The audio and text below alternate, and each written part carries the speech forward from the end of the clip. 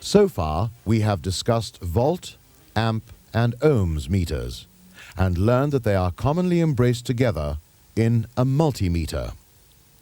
In this section, we shall look at other meters required for testing and diagnostic work on electrical apparatus.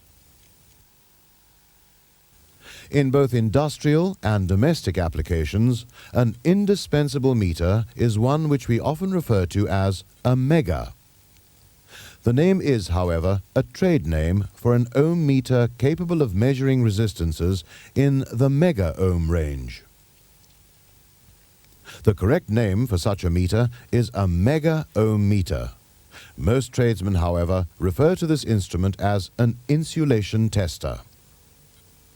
Whatever you decide to call it, such a meter is basically a high-range resistance meter with a built-in high-voltage DC generator. The primary purpose of the meter is to test the insulation of electrical equipment or installations by passing a voltage through the insulation surface. The instrument senses the returning voltage and interprets the value as a reading on the scale in mega ohms. Voltages created by a megameter may range from 50 up to around 5,000 volts DC. A meter is chosen to supply a voltage of approximately twice the rated voltage of the appliance or equipment being tested.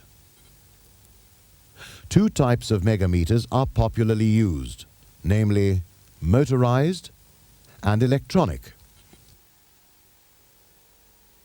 Motorized megameters have a hand crank to generate the necessary voltage.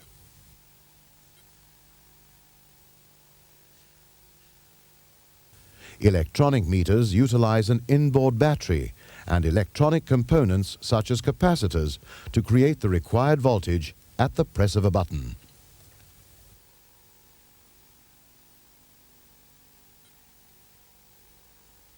The next important test instrument we shall overview is the earth leakage tester. As its name implies, this instrument is used to ensure that earth leakage devices function correctly. The readings on the scale are given in milliamps, and from the test reading, one can establish what current will actually trip the earth leakage. Many other testing instruments are available. However, some are usually designed for special application work, such as high-tension transmission lines, and are therefore outside the scope of this program. After the break, we shall discuss points of safety and care in the use of electrical test equipment.